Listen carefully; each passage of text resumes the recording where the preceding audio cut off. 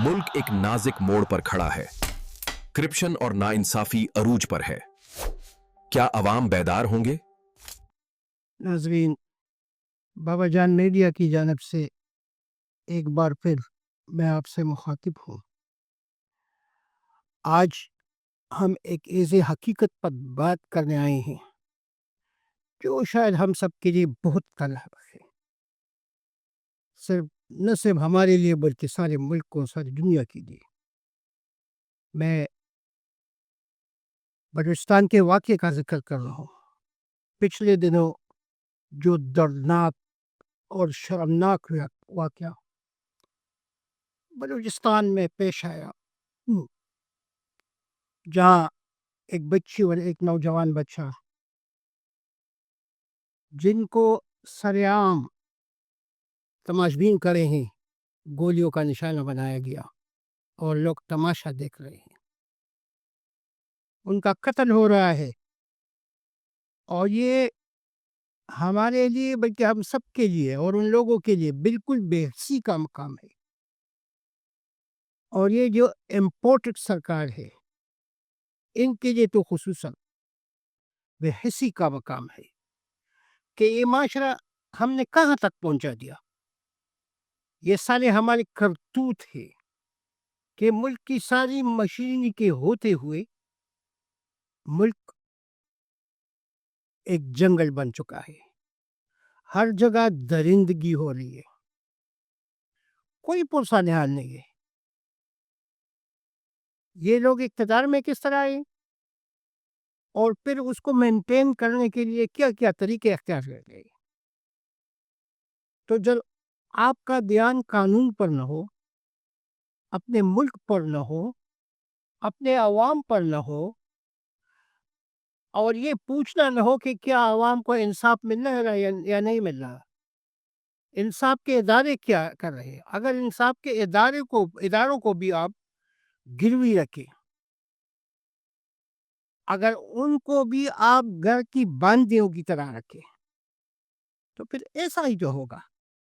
ایک لالیسنس ہے سارے ملک میں، ایک غیر قانونی ہجان کی سی کیفیت ہے ہر طرف، اور ایسا لگ رہا ہے کہ جس طرح ہمارا شیرازہ بکھر رہا ہے، ہمارے ملک کا شیرازہ بکھر رہا ہے۔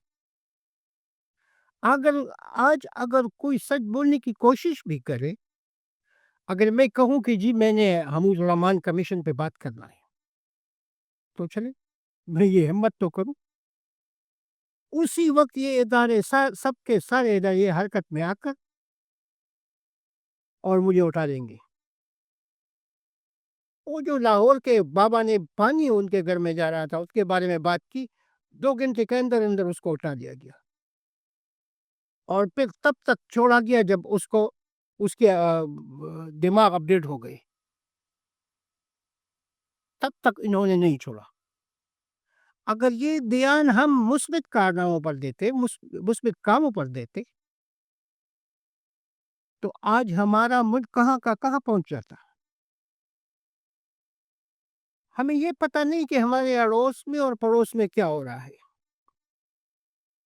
نئے نئے انٹرنیشنل بین الاقوامی گروپ بن رہے ہیں۔ چائنا کس طرف جا رہا ہے، کس کے ساتھ جا رہا ہے، اور ہم کس طرف جا رہے ہیں، انڈیا کہاں جا رہا ہے۔ انڈیا چاند تک اپنا سیٹلائٹ بھیجتا ہے، اور ہم بچوں کا کھلونا جیسے سیٹلائٹ، جب چائنا کا سیٹلائٹ جا رہا ہے تو ان کو دے کر کے جی یہ بہت چھوڑا ہے، یہی ہمارا کارنامہ ہے، جی ہم ہے۔ یہ ہماری بے حسی نہیں تو اور کیا ہے۔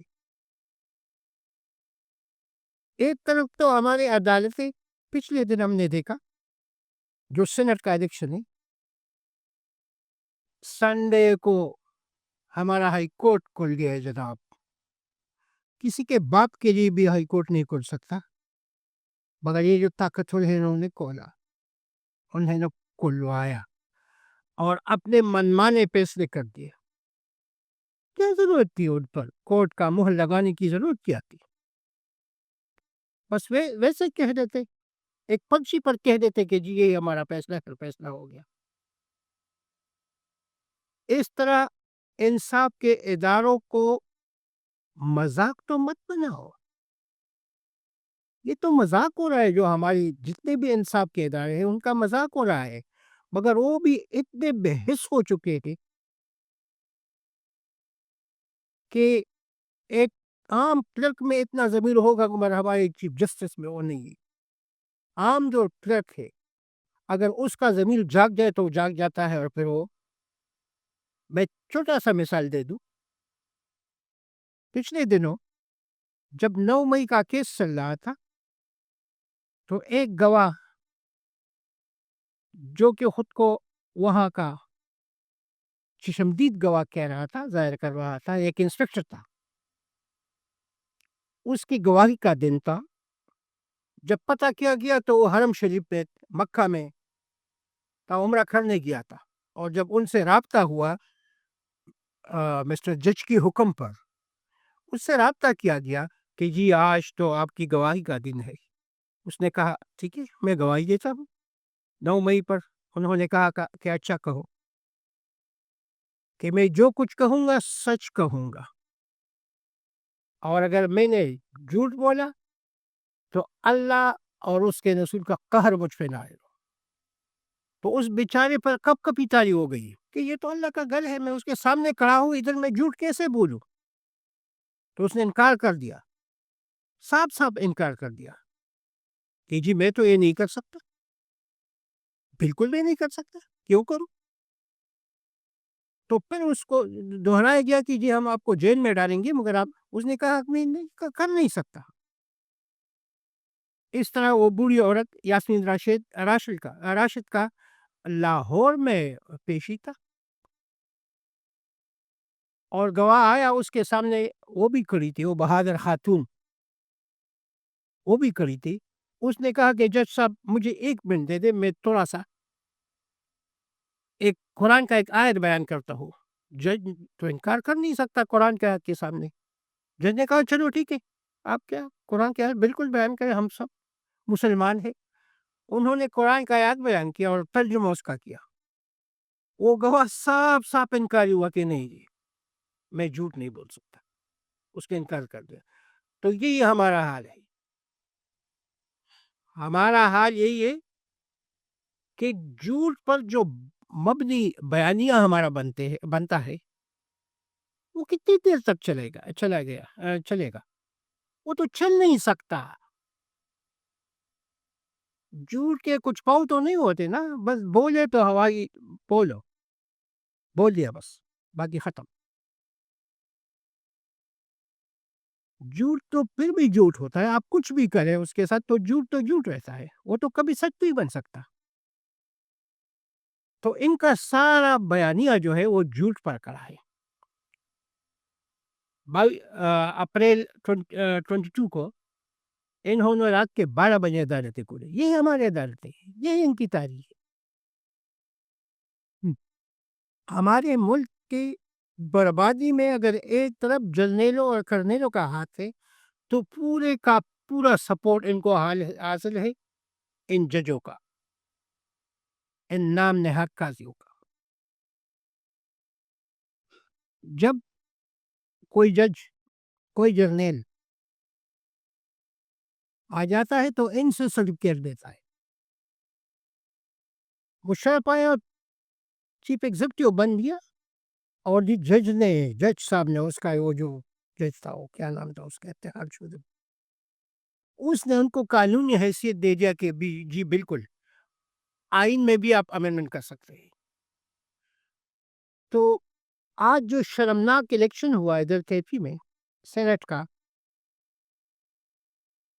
اس میں ایک ہی مقصد ہے ان چوروں کا کہ جی 27 امینڈمنٹ پاس ہو جائے، اور یہ جو ہمارے سر پر بیٹا وحشی ہے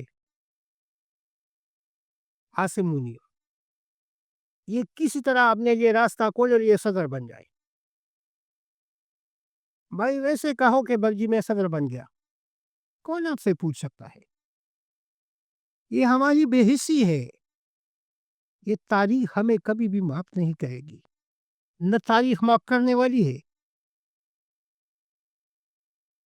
میرے بھائیوں، ہم سب نے جاگنا ہوگا اور ہم نے نکلنا ہوگا ان کے خلاف، ان چوروں کے خلاف، ورنہ ہم غلام ہیں، غلام تھے اور غلام ہی رہیں گے۔ میں آپ کا زیادہ وقت نہیں لینا چاہتا، مگر میں اتنا ضرور کہنا چاہوں گا کہ میرے بھائیوں، ہمارے آزادی کے لیے باہر سے کوئی نہیں آئے گا۔ کوئی ایسا ہو نہیں سکتا کہ وہ آ جائے اور ہمیں آزادی دلا دے اگر ہم نے خود نہیں آزادی دی۔ ہمیں جاگنا ہوگا، ہم نے آزادی لینا ہوگا۔ 77 سال سے ہمارے ساتھ یہی ہو رہا ہے۔ انگریز چلے گئے، ان کے حوالے ہوئے ہم، اور اب انگریز میں تو کچھ عدالتیں تو آزاد تھی نا، انہوں نے تو عدالتیں بھی گروی رکھی ہے، عدالتوں کا بھی ستیہ ناش کیا ہوا ہے۔ تو بھائیو، نکلو، اپنی خاطر نکلو، کسی کی خاطر نہ، اپنی آزادی کی خاطر نکلو، اپنی نسلوں کی خاطر نکلو۔ میں آپ کا زیادہ وقت نہیں لوں گا۔ والسلام۔